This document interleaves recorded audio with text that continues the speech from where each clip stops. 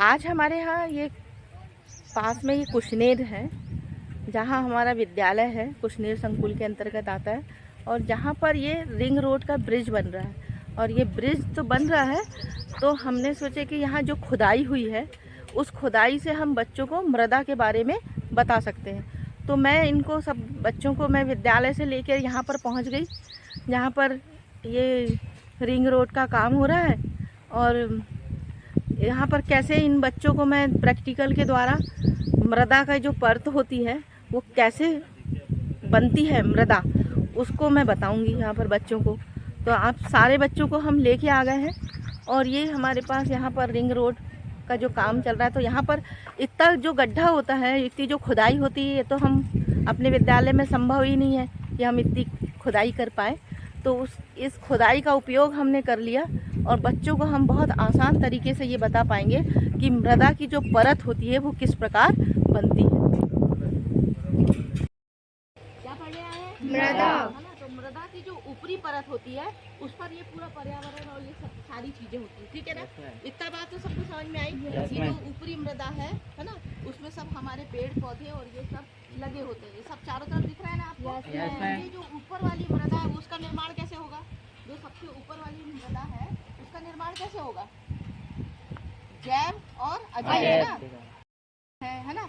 और छोटे छोटे क्या है, पत्थर के टुकड़ों, है ना, टूटने के टुकड़ों से, रेते और बालू से हमारी सबसे ऊपर की मृदा बनती है। कौन सी मृदा बनती है? सबसे ऊपर की, है ना।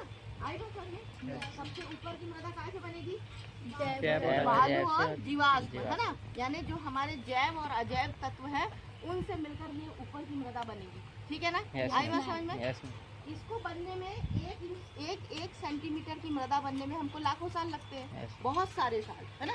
उसके बाद अगर हम नीचे चलेंगे, देखो हमारे पास इतना अच्छा उदाहरण था, इसलिए अपन को अपने विद्यालय से यहाँ पर आना पड़ा। अब जैसे जैसे हम मृदा के नीचे जाते जाएंगे, तो जो पहली मृदा के बाद दूसरी मृदा आएगी वो होगी, क्या होगी? गाद, है ना। देखो गाद है, चिकनी मिट्टी दिख रही है, ये सेकंड पोजीशन, ये दूसरे नंबर की परत है। क्या है ये? देखो दिख रहा है, चिकनी मिट्टी दिख रही है सबको, चारों तरफ देखो चिकनी मिट्टी, है ना। अब इसके अंदर हम जैसे और धरातल के अंदर जाएंगे तब हमको मिलेगी चट्टान, चट्टानों के टुकड़े, ठीक है ना। क्या मिलेगी? चट्टानों के टुकड़े। चलो आगे देखते हैं, कहीं मिलता है तो हमको देखते हैं, ठीक है। चलो आगे चले, आगे वाले उसमें देखते हैं। पहली ऊपरी मृदा हो गई, दूसरे में गाद और चिकनी मिट्टी दिख रही है ना सबको। अब इसके अंदर हम जो और आगे जाएंगे तो हमको मिलेगी चट्टानों के टुकड़े।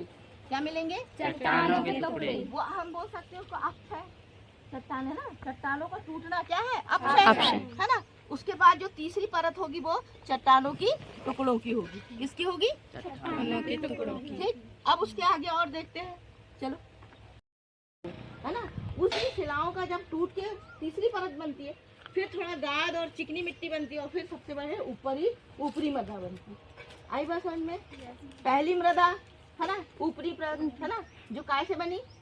है ना। और सब पेड़ पौधों के अपशिष्ट पदार्थों से, ह्यूमस उसको कहते हैं हम, उससे हमारी ऊपरी मृदा का निर्माण हुआ।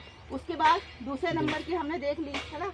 तीसरे नंबर में चट्टानों के टुकड़े, और अंतिम में मिलती है बिल्कुल बड़े बड़े चट्टानों के शिला जो टूटते नहीं है। तो इस प्रकार हमारी जो ये मृदा है 4 भागों में विभाजित होती है ना। जो हम धरातल के ये हम अंदर जाते जाएंगे तो फिर और अंदर जाएंगे तो फिर वही है, मैग्मा है, लावा है। जो मैग्मा जो हमारे अंदर भरा था, जो ज्वालामुखी में हम बाद में पढ़ेंगे। तो अब बताओ, किसी का कोई क्वेश्चन है? किसी का कोई क्वेश्चन है? किसी का कोई क्वेश्चन है? इधर सबको समझ में आ गया? कितने भाग हो गए मृदा के? 4। पहले ऊपरी मृदा, दूसरे बाद में क्या पाया जाता है? चिकनी मिट्टी, गाद और रेत, है। और तीसरी में चट्टाने के टुकड़े, अक्षय जिसको बोलते हैं, चट्टानों के टुकड़े, अक्षय। और आखिरी में जनक, बड़ी शिलाएं, 4। बस ये 4 ही भाग होते हैं, ठीक है। सबको आ गया समझ में? बढ़िया।